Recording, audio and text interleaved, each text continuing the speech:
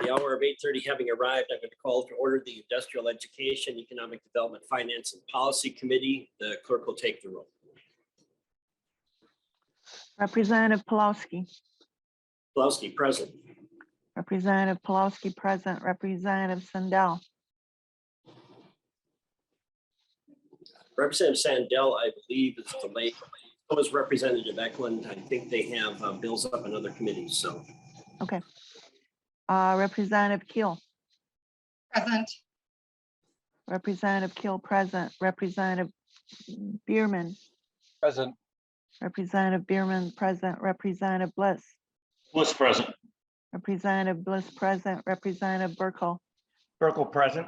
Representative Burkle, present. Representative Frazier. Frazier present. Representative Frazier, present. Representative Hamilton. Present. Representative Hamilton, present. Representative Liz Lagarde. Liz Lagarde is in another committee. Representative McDonald. Donald present. Representative McDonald, present. Representative Sandsted. Present.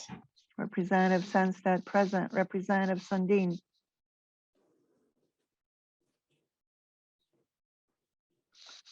We have a quorum. Thank you, Madam Chair. We don't have our vice chair here to move the minutes, so I'm going to go to the other person that could be the vice chair. Representative Sandsted, could you make a motion for us, please? Yes, Mr. Chair. Oh my goodness, I have to look at the date here. Well, I move our previous minutes and have reviewed them. They are appropriate. Representative Sandsted moves the minutes. Is there any discussion? Seeing no discussion, all those in favor of the motion signify by saying aye. Aye. Aye. Any Mr. opposed? Chair, Nay? you're muted.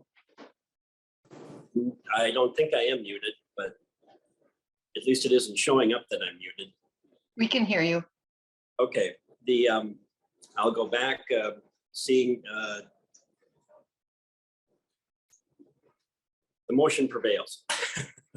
We'll leave it at that. With that, we're going to move to two bills, and members, you'll see that these bills are very similar. House File 14 and House File 4375. And the reason why we're moving two bills and we're going to offer identical amendments is the hope that these two bills, one of them will survive in a way that will be independent of all other bills. That this session, we would allow broadband to move independently to the floor of the House and Senate and to the governor's desk and not be incorporated into another bill. So that's the purpose of having two bills before us. So the first bill I'm going to move, House File 14, Representative Ecklund, I'm moving that bill to be re-referred to the Ways and Means Committee. Representative Ecklund, I believe you also have an amendment to that bill. So I'm going to move the amendment, and then Representative Ecklund, why don't you tell us about the amendment before we take the vote? Representative Ecklund, you are muted. After 2 years, Mr. Chair, you'd think some of us would get used to this, but it still hasn't happened. I apologize. I think it's the heavy snow. It's weighing heavily on. Anyway, thank you, Mr. Chair and committee members. This amendment does three things. The first thing it does is raises the cap on grants. It raises it from 5 million to 10 million, and no more than, and the grant can fund no more than 75% of the project. It used to be 50%. We've done this, Mr. Chair, members, because we're hearing from a lot of townships that don't have a lot of people in them that it's nearly impossible for them to qualify for grants because they just can't come up with the funding to do this. And if we're going to do true border broadband, we have to look at all the options. The second part of the amendment, section 2, it requires the Office of Broadband to report back to the ranking members of the caucuses whether this move that we did in section 1 was the right thing, or if there's another number that's better to be out there. So that report's supposed to be due back no later than December 31st, 2022, to be ready for the next legislature to deal with. And then the third thing it does is appropriates $100 million from the general fund to the Office of Broadband for broadband grants, and I've been assured by the folks that would be seeking these grants, as well as the Office of Broadband, that they would be capable of getting that taken care of. So that's the amendment, Mr. Chair. We will put the amendment on, and then we will discuss the bill as amended. So all those in favor of the amendment signify by saying aye. Aye. Any opposed, nay. Motion prevails. The bill is amended. Members, to the bill is amended, but I have some testifiers. I think we're going to let the testifiers go first, and then we'll open it up for questions. So the first person on my list is Brent Christensen. Mr. Christensen, welcome to the committee. Please identify yourself for the record and then present your testimony. Good morning, Mr. Chairman and members. For the record, my name is Brent Christensen, and I'm the president and CEO of the Minnesota Telecom Alliance. I appreciate the opportunity to testify in favor of House Files 14 and 4375, both as amended, which would fund Minnesota's nation-leading border-to-border broadband grant program. The MTA membership is a mix of family-owned companies, cooperatives, privately held and publicly traded companies. And while MTA members have many different corporate structures, one thing we have in common is our commitment to serving rural Minnesota. We offer a couple suggestions for your consideration as you take up the amendments to these two bills. First, raising the grant limit from $5 million to $10 million makes sense if the state is successful in getting $100 million into the grant program. My concern is that what happens if that number is lowered? Maybe it would be better to word it so that no one grant exceeds more than 10% of the money funded in the program. Second, we are concerned about increasing the program match from 50% to 75% across the board. We have long debated the 50% match, and we all know at some point the 50% match won't make sense as we get more and more of the state covered with broadband. The remaining projects will inevitably require a greater match. The problem is that grant applications with higher matches will score better than those with lower matches. We recommend that you adopt the language the Senate has in their broadband bill. It establishes a pilot program where the Office of Broadband Development may use up to $15 million strictly for applications where a 50% match formula is not adequate, and allow them to match up to 75%. This would put those projects that can't make a business case work at 50% in a separate test program and get all of us a better picture of what works at 50% and what doesn't. Finally, thank you so much for not putting the spend by date on the use of these funds. As you know, we have a very short construction season in Minnesota, and the broadband infrastructure supply chains are increasingly long and stressed. It is also difficult to convene community stakeholders and plan quality projects when we're aiming for just a 1 or 2 year window. In contrast, the multi-year funding allows discussions to happen between providers and communities that result in better projects. This provision is very important so that the money committed to the border-to-border broadband grant program be available for use over a thoughtfully executed multi-year period. This will allow the planning that leads to more quality project applications. The MTA looks forward to working with the legislature and the governor to truly obtain border-to-border broadband in Minnesota. Thank you for your support for rural broadband and your consideration of these suggestions that I have outlined this morning. And with that, Mr. Chairman, I am happy to stand for questions. All right, thank you. Next on my list, Brian Cranbeer. Welcome to the committee. Please identify yourself for the record and present your testimony. Good morning, Chairman Pulowski and members of the committee. Can you hear me okay? Yes. Thank you.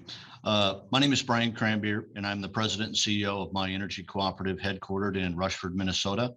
I also serve as chairman of My Broadband, our broadband company that is working to provide fiber to the home internet service to the unserved residents of southeastern Minnesota. I'm also honored to serve on the Minnesota Governor's Broadband Task Force. Specifically, broadband connectivity is important conversations that we're having all across the state of Minnesota and in Washington, D.C. It's important because broadband is an essential service, just like electricity, clean water, and basic sanitary services. Yet today, the Office of Broadband Development estimates that over 170,000 Minnesotans do not have access to the base minimum speeds of broadband. This morning, I'd like to speak in support of Representative Ecklund's legislation, House File 14 and House File 4375.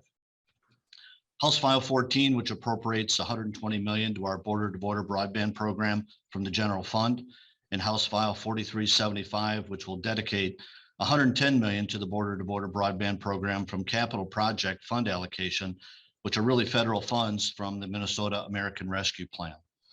Ideally, we very much support both bills moving forward, and we would also support the two amendments. We support raising the project limit to $10 million and increasing the grant percentage to 75% to accommodate the low density areas of greater Minnesota. I would also agree with Mr. Christensen. Increasing the grant limit to $10 million requires successfully obtaining that $100 million in the grant program. We need to significantly fund our broadband program in order to make it successful. And again, we need to treat it as an essential service that it truly is. The Minnesota border-to-border broadband grant program has been the model for other states to follow in developing their broadband initiatives. Yet other states are funding the broadband programs at higher levels than Minnesota. North Carolina is nearly $1 billion, Tennessee, 400 million, Michigan, 250 million, Ohio, and 232 million. We must fund our Minnesota broadband grant program to ensure its continued success. I would like to applaud Representative Ecklund for designating these federal resources to be used by the Minnesota Office of Broadband Development for grant dollars for critical broadband infrastructure to connect the households of unserved residents with broadband in our great state.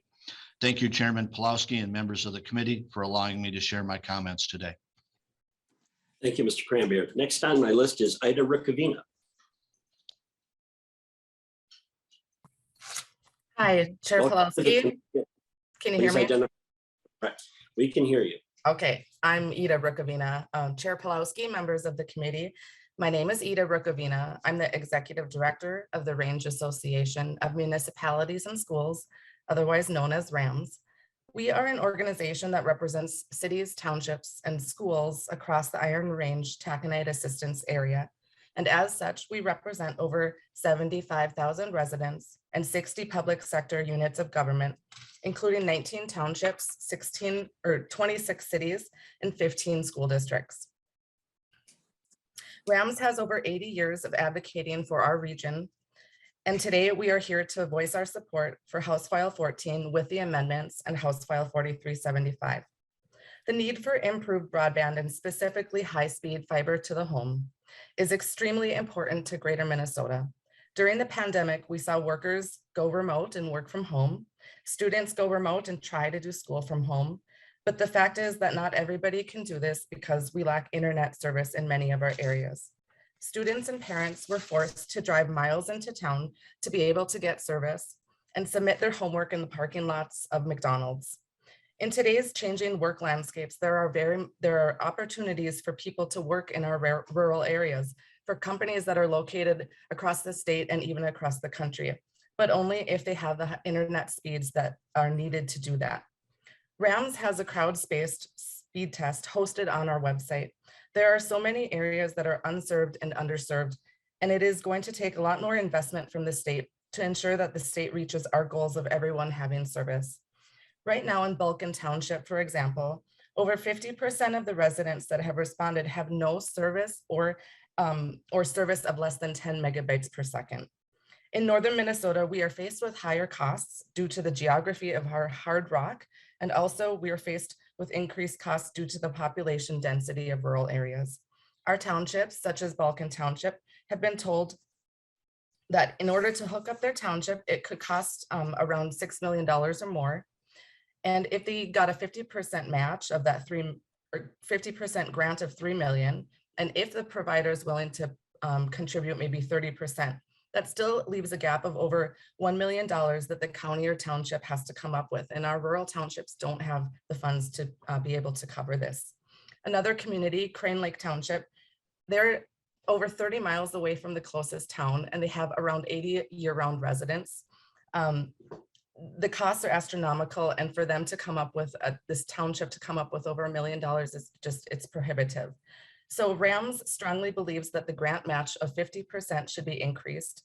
We also know that project areas that are still unserved are very high costs. The $5 million cap is prohibiting good projects from getting done. The goal for all of us should be that we hook up all of Minnesota residents to high-speed broadband so that we can compete in today's economy. The $5 million should be increased to at least $10 million. We believe that now is the time to invest in our rural residents, so we strongly urge you to support House File 14 and 4375. And I thank you for the opportunity today to talk with you. Ms. Riccovina, would you be related to a former member of the Minnesota House? Yes, I am, yes. You want to tell us? Tom was my dad, so I have many years of fond memories of coming down to the Capitol as a child. I have a large file of letters between your father and my father over 20 years. So I'm going to digitize those and send them to you. Okay. You will enjoy them. Thank you. Next on my list, Nathan Zacharias. Welcome to the committee, and please identify yourself for the record. Thank you, Mr. Chair and members. My name is Nathan Zacharias, and I represent the Minnesota Rural Broadband Coalition. We are an advocacy organization made up of organizations from local government, education, agriculture, and healthcare sectors, as well as cooperatives, broadband providers, and many more. Our mission is to make sure that everyone in Minnesota has access to a world-class, affordable broadband internet connection wherever they live. But before I begin today, I want to thank you, Mr. Chair, Representative Ecklund, and the rest of the committee members for your work last year in securing the $70 million of federal funding for the grant program. We are still waiting for Treasury to approve our state's application for those funds, the last that I checked, but we do remain grateful for the committee's role in allocating that money. I'm here today to testify in favor of House Files 14 and 4375. These bills would allocate $100 million of general fund money to the border-to-border grant program. Our state grant program has been a model for many states, but as Mr. Cranbeer already testified today, Minnesota is no longer a national leader in funding. Many other states have rapidly deployed their state resources to connect unserved households. There are additional federal resources coming to Minnesota, but there is currently no spending plan, timeline, or guidelines, and may not be for some time on that money. We need to act now on this, and we cannot afford to tell rural Minnesota communities to wait on this. Additionally, the legislation contains provisions that the coalition supports, including raising the state match from 50 to 75% for the broadband grants, and increasing the cap from $5 million to $10 million per project. Thank you for the opportunity to testify, and I'm happy to answer any questions you might have. All right, members, questions? Mr. Chair, I can't find my hand raising. Oh, Mr. Representative Bliss, go ahead. Neil, I've got Representative Bliss first while you're searching for that. Representative Bliss. Thank you, Mr. Chair. First off, I want to start off by saying I've been a huge supporter of broadband funding since I got elected. I am one of the folks that have no broadband at my house. So I definitely support this. I do have a concern, and don't take this the wrong way. I think I'm going to support the bill. My concern is, well, to the industry folks out there, I've had experience in both private fiber infrastructure projects and public infrastructure projects. So I know what this entails, and I do have friends in the industry still. And from what I understand from them is that the supply chain is hitting them pretty hard right now. And it used to be you'd be able to order a truckload of fiber and you'd expect it in a week or so, and it'd show up at your docks, you'd unload it. But currently, the way it is, you find a roll here or find a roll here. It's you don't have the supply to support this increase in funding. And again, I want to get fiber out to everybody. If I could do that and put a $500 million in it today, I'd support that. But I just don't think the industry is capable of keeping up with this. I do like the fact that there's no spend by date, but my concern with that is it might give future legislators a reason not to fund it in the future because there's already money there. So I'm concerned about that. But again, to the industry folks, I don't know if it's MTA or the Rural Broadband Coalition, What is your supply chain and labor issues right now? And would you be able to support the increase in funding? I'm going to go to Mr. Zacharias first, and Mr. Christensen, did you want to, I'll go to you next, but Mr. Zacharias. Thank you, Mr. Chair. And I think that Mr. Christensen may be much more equipped to answer this question on the industry side of things than I would, if that's okay Right. with you. Mr. Chair, Representative Bliss, you've hit the nail on the head on the problems that we've got. But I will tell you that my members and myself included as a broadband provider, we are adapting to that as that has evolved. I can tell you right now, the latest I heard, if you can order fiber, there's a 72-week delivery time on it. For my company, I ordered 3 years worth of fiber last June, and it's going to show up. It's supposed to show up in April. A lot of our folks have planned ahead. They are anticipating these issues, and that's why it's so critical that there's no spend by date. The way the language is worded, we can make that work. We can do that. The Office of Broadband Development has done a phenomenal job of keeping up with the industry and taking their pulse and understanding what's going on. So we can do it. We just are going to have to do it over a longer period of time. Representative Bliss, you want to respond? Yeah, thanks. 72 weeks. Wow, that's crazy. What about, I mean, just as a nuts and bolts, can you put the conduit in the ground and then at a later date do the fiber, or is that something you like to do right away? Mr. Christensen. Mr. Chair and Representative Bliss, yes, you actually can do that, and the lead time for conduit is less, and that's the big thing with doing mainline runs and even drops. You get the conduit in the ground, you can go back and put the fiber in. They do not have to go in at the same time. And Representative Bliss. thank you, Mr. Chair. And final question, in discussions with industry in the past, my experience with the public infrastructure projects I've had is that if there is a image like there's a lot of money out there, you're going to get some folks that aren't as experienced as the people, the co-ops and the big folks, and you'll get somebody that comes in and says, hey, I can provide infrastructure in this area. And it's less than reputable contractors sometimes. I was involved with one that, I had to make some phone calls to get the project killed because these people were just not going to provide a good product to the user. And again, this is my concern. I want fiber out there. I want fiber to every house in the state. It's not about the funding, it's about how much you can spend. And I've been in the discussions I've had with the industry, they feel it used to be about 30 million was about right a year. With the supply chain issues and the inflation, we're looking at probably 40 million about right now. I know we can't do it in the state budget, but I'd be happy with $40 million a year for the next 10 years. But is that about the right estimate in your opinion, Mr. Christensen? Mr. Christensen. Mr. Chairman, Representative Bliss, I would say, based on the experience that we've had since 2014 in the grant program, that's probably right. But spreading that out and taking that 100 million and doing that over multiple years gets us the same place and allows us to plan and allows communities to work together with providers to get some quality applications.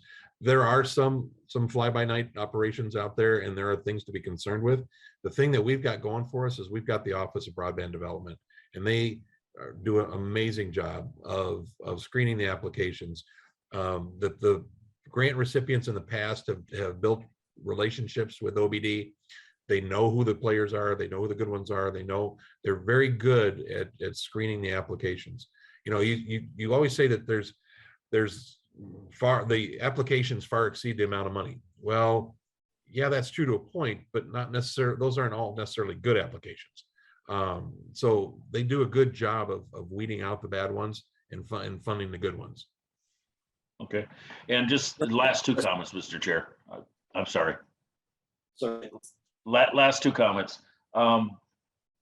to the author, and actually to the rest of the reps on the panel here, I don't know how many are coming back, but my concern is that the $100 million sitting in that pot will temper some people in the future for funding. I hope that nobody in this committee jumps on board with that. And Mr. Chair and Chair Ecklund, I do like the idea with the limiting pilot, the Senate's idea of limiting 15 million to the higher match. That seems like a really good way to spend the money. So, I'd hope you consider that. And again, I will support your bill. Thank you, Mr. Chair. Representative Keel. Thank you, Mr. Chair. I'm just curious, Mr. Zacharias said that the funding was not reachable yet, or was, and I'm just wondering why it's slow. Maybe it's perfectly good reason for why that funding is not there. Is it going where it needs to go? And are we delayed by something? Mr. Zacharias.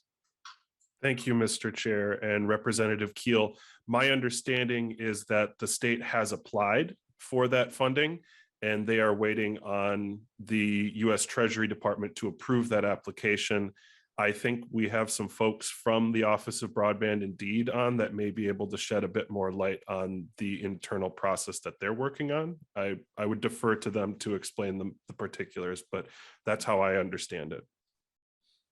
Representative Keel, Ms. Dickinson is here. She could respond to that. And I think it might be a good idea if she did, particularly to remind us the number of grants that were issued last year as a result of the special session and the way we implemented federal money. And then the fact that even now that federal money is still in the clog of the federal bureaucracy. So I'm going to go to Ms. Dickinson. Welcome to the committee. Please identify yourself for the record. And then if you'd respond to Representative Keel's question. Good morning. My name is Angie Dickinson. I'm the Executive Director of the Office of Broadband Development at DEED. Thank you, Mr. Chair and Representative Keel. Yes, the state has submitted its application to Treasury for the $70 million in capital projects monies that were allocated last session. We submitted that application in January. I should say our program plan.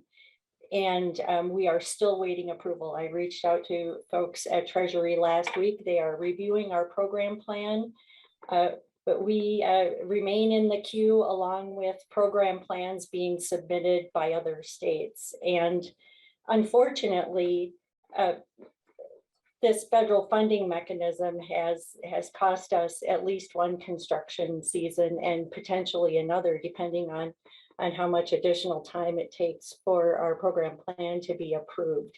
So we did not issue any border-to-border grants last year. Excuse me, I'm sorry, I've got a notification popping up on my screen.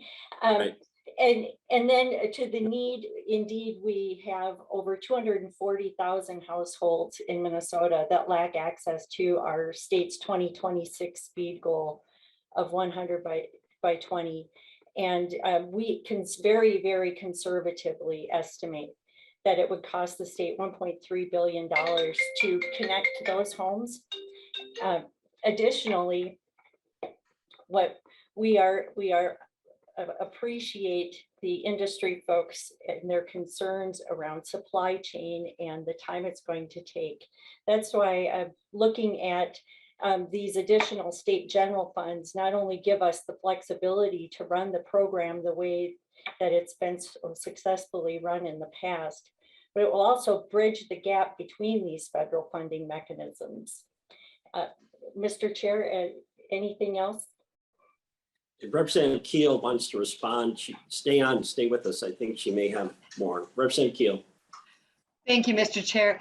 Thanks very much, Ms. Dickinson, for explaining that and reminding us where we're at with it. I know it can be frustrating, and like you said, the season of laying down fiber optics is important, because as we are a state that we can look out the window today, it makes it challenging. So I appreciate that. I hope that we can be able to do border grants, border to border grants this year. So we'll see what happens. I guess, you know, there's not much more we can do about it, but thank you, Mr. Chair, and thank you to Rob Ecklund, Representative Ecklund, for this bill. I really hope that we can go to the floor with just this discussion or this bill.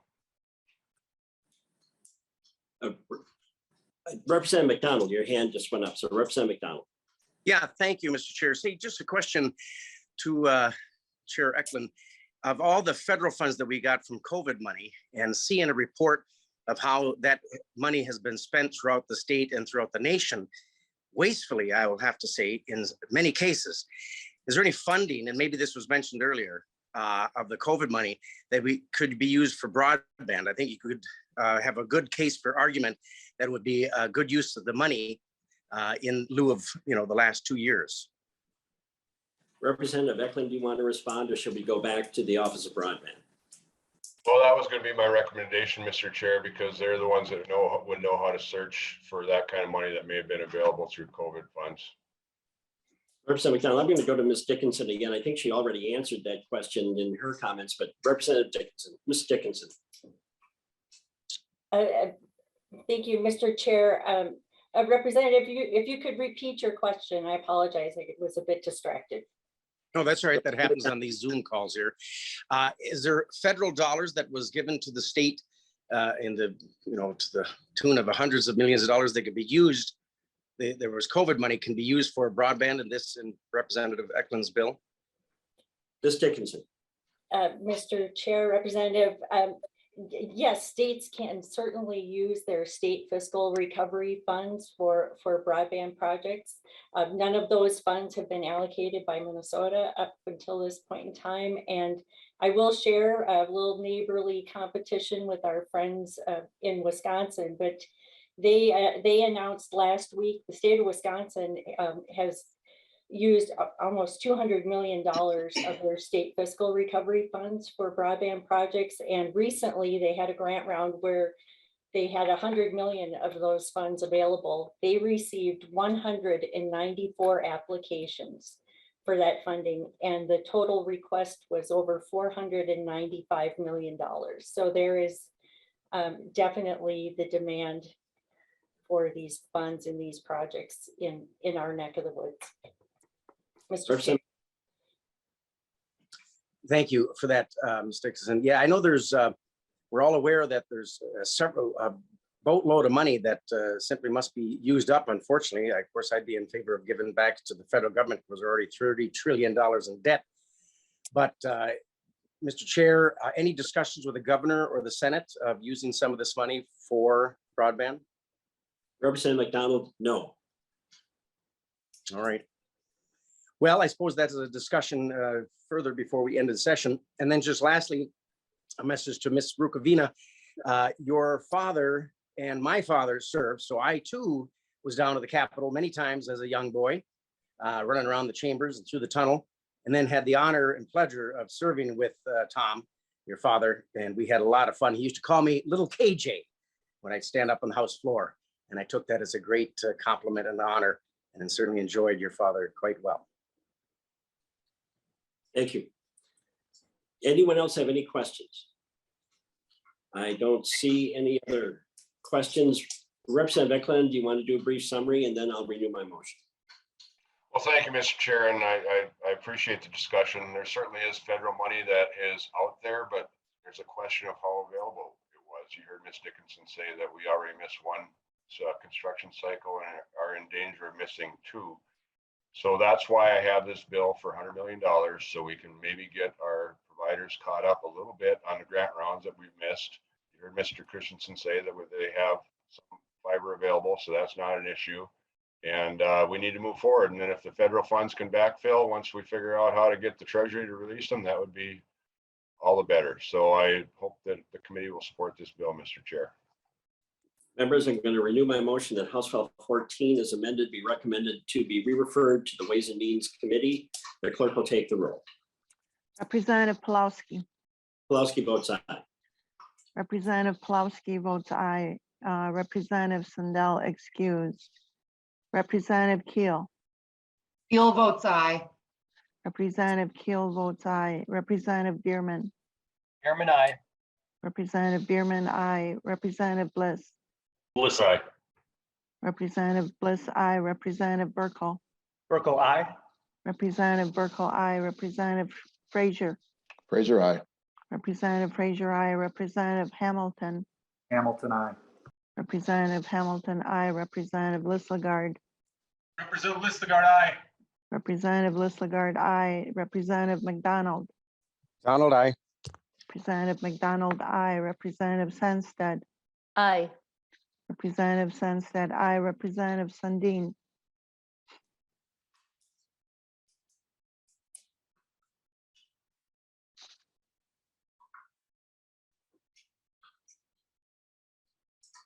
We have 10 ayes. There No being 10 nays. And no nays, the motion prevails, and the bill is being re-referred as amended to Ways and Means. Members, I'm going to move that House File 4375 be re-referred to the Ways and Means Committee, and I'm going to offer the same amendment. Representative Ecklund, this is your amendment. We've already discussed it, so I'm going to go to a vote on that amendment. So all those in favor of the amendment, which is identical to the amendment we previously had on House File 14, please signify by saying aye. Aye. Any opposed, nay? Motion prevails. The bill is amended. Representative Ecklund, I'll open it up for questions. This is now an identical bill to the one we just passed. And the reason for having two bills is in the hope that we can see this travel independently to the floors of the House and Senate and to the governor's desk. You will also note that House File 14 and House File 4375 is a difference of 4,361 bills. That's a lot of legislation between those two. So Representative Ecklund, if there are no questions, and I don't see any. Oh, wait, Representative Keel.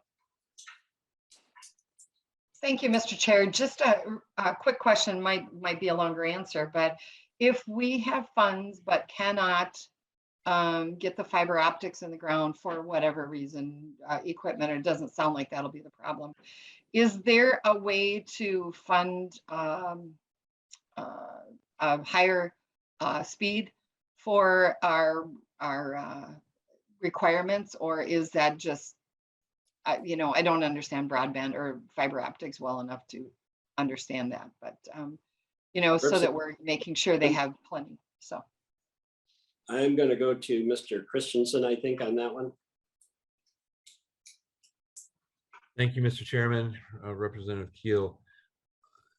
You know, we have to be very careful when we put this program together, and I say we, because the industry was very involved in this in 2014. We worked very hard on making sure that this money goes to unserved areas first, and making sure that all Minnesotans had access to some broadband before other Minnesotans had better broadband. And we've been successful in that over the years. And so I would be very cautious to make any changes. I always get nervous when we start talking about policy changes. But as it stands right now, it shall go to unserved areas, which is 25 megabits down, 3 megabit up. But it may go to underserved areas, which is defined as the 25 down, 3 up to 100 down by 20 up.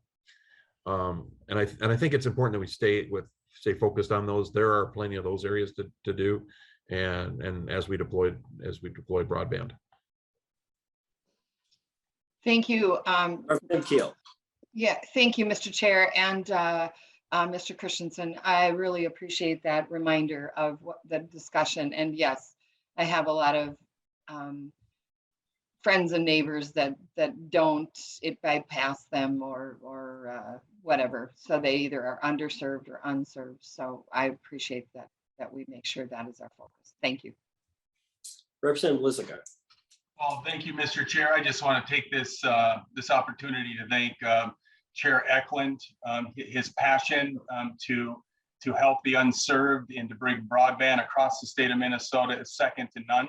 And I really appreciate all your leadership on this. So thank you so much, Chair Ecklund.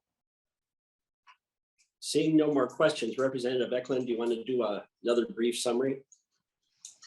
Mr. Chair, you already heard my summary and members, now that the bills are the same, it's the same summary as I did last time, but I really want to move so we can do our best to get the unserved in Minnesota taken care of. Thank you, Mr. Chair and members. I'm going to renew my motion that House File 4375 is amended, be re-referred to the Ways and Means Committee. The clerk will take the roll. Representative Pulaski, Pulaski votes aye. Representative Pulaski, aye. Representative Sandell excused. Representative Keel, Keel votes aye. Representative Keel, aye. Representative Bierman, Bierman, aye. Representative Bierman, aye. Representative Bliss, Bliss, aye. Representative Bliss, aye. Representative Burkle, Burkle, aye. Representative Burkle, aye. Representative Frazier, Frazier, aye.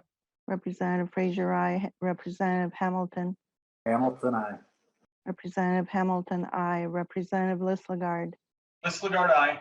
Representative Listlegard, aye. Representative McDonald, McDonald, aye. Representative McDonald, aye. Representative Sandsted, Aye. Representative Sandsted, aye. Representative Sandin,